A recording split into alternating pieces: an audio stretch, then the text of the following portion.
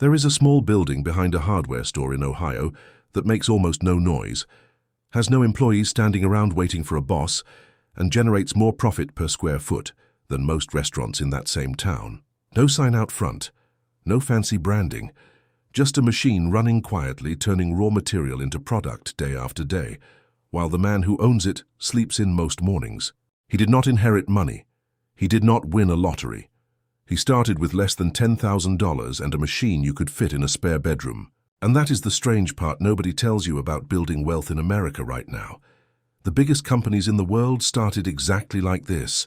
Small, boring, unnoticed. By the end of this video, you will know 15 of these tiny factories, real ones still working today, that almost anyone can start for under $10,000. Some of them you have literally never heard of. One of them is probably sitting in your garage right now waiting to be discovered. If this is your first time here, welcome to Quiet Money, where we break down how ordinary people build extraordinary wealth without flashy jobs or six-figure loans. Hit that subscribe button and tap like right now, because what you are about to hear will completely change how you look at that empty garage, that spare room, or that boring warehouse space down the street. Let's get into it. Most people think a factory means smokestacks, assembly lines, and millions of dollars in machinery. That belief is exactly why most people never start one. Here is what almost nobody realizes. A factory is not defined by size. It is defined by one simple thing: turning raw materials into a finished product that people are willing to pay more for than the materials cost. That is it. That is the entire definition. Once you understand that, a spare bedroom with a $3,000 machine becomes a factory in every sense that matters. The billion-dollar companies you know today were once exactly this small. But here is what most people don't realize. The person who starts small and stays consistent often ends up wealthier than the person who starts big and burns out chasing scale too fast. Small and boring wins, because boring means low risk, low competition, and low attention from anyone trying to copy you. Now let's walk through them one by one, and by the end you will see the pattern connecting all 15. The first one is candle manufacturing, but not the way you're picturing it. Small batch candle production using soy wax and a simple pouring setup can start for around $2,000. The real reason is even more surprising than you think. Candles are not really sold for light anymore. They are sold for emotion, memory, and identity. A candle labeled Rainy Sunday Morning sells for 4 times the cost of the wax inside it, because the buyer is not paying for wax, they are paying for a feeling. One woman in Texas started pouring candles at her kitchen table and now supplies over 60 small boutique stores, all from a setup that fits under a workbench. That is the hidden truth behind almost every product on this list. People rarely pay for the material. They pay for what the material represents. The second is bar soap production. Cold process soap making requires molds, oils, and a scale, all of which can be bought for under $1,500. Here is where everything changes in how you see this. Big soap brands spend millions convincing you their soap is natural, when most of it is loaded with synthetic fillers. Small producers who make genuinely simple, honest soap are quietly stealing customers from billion-dollar companies, one loyal buyer at a time, because trust converts better than advertising ever could. The third is incense stick rolling and packaging. This one surprises almost everyone. A basic rolling setup costs less than $1,000, and the margins on scented incense are enormous because the raw cost is pennies per stick. There's another layer to this most people miss. Incense sits at the intersection of wellness culture and home fragrance, two trends that are both growing at the same time, which means demand keeps multiplying from 2 directions at once instead of one. The fourth is custom screen-printed apparel. A basic screen printing setup runs around $4,000, and it turns plain blank shirts into branded products worth 5 to 10 times more. Almost nobody notices this, but nearly every small business, every event, every sports team, every family reunion needs printed shirts at some point. That means the customer base never runs out, because it renews itself constantly through new occasions. The fifth is bath bomb and bath fizzy production. Materials cost almost nothing. Citric acid and baking soda are cheap by the pound, yet a single bath bomb sells for several dollars because of how it is packaged and presented. This is where the psychology gets interesting. Humans pay a premium for small rituals of self-care, especially in stressful economic times. The worse the economy feels on the news, the more people spend on tiny, affordable luxuries to cope. That means this tiny factory actually gets stronger during uncertain times, not weaker. The sixth is dog treat baking. A home bakery setup for pet treats can start under $2,000, and pet owners consistently spend more on their animals than on themselves. But here is the real reason it works. People do not see pet treats as a purchase. They see it as an act of love, and love has almost no price ceiling. That single shift in perception is worth more than any marketing budget. The seventh is essential oil bottling and blending. Buying oils in bulk and blending your own signature scents needs roughly $3,000 to start.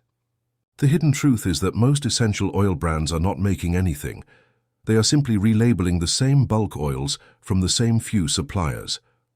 Anyone willing to blend thoughtfully and package well can compete directly with brands charging triple the price. The eighth is resin jewelry and small accessory casting. Silicone molds and resin kits cost under $1,500, and finished pieces can sell for 20 to 50 times the material cost because customers are buying uniqueness, not plastic. Now pay attention, because this next part matters for almost everything on this list. The internet did not just create a way to sell products. It created a way to sell one person's specific taste to thousands of strangers who share that same taste. That is a business model that did not exist 30 years ago. The ninth is custom phone case production using heat press equipment, startable for around $2,500. Phones change every year, which means the customer base for cases never disappears. It just refreshes itself on a yearly cycle automatically, without you doing anything to create that demand. The 10th is laser engraving on wood and metal items, with entry-level machines available for around $6,000. This one blends craftsmanship with personalization, engraving names, dates, and messages onto simple items that instantly become gifts worth keeping forever. People do not remember what a gift cost. They remember that it had their name on it. The 11th is small batch coffee roasting. A tabletop roaster costs around $3,000, and roasted beans sell for far more than green beans because roasting is where the flavor and the value actually gets created. The real reason this works so well is that coffee drinkers are some of the most loyal repeat customers in existence.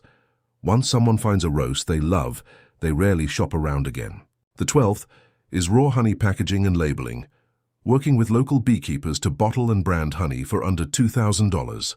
Consumers increasingly distrust anything that feels processed or corporate, and a jar of honey with a handwritten label and a local farm story sells for triple the price of a supermarket bottle. The 13th is herbal tea blending.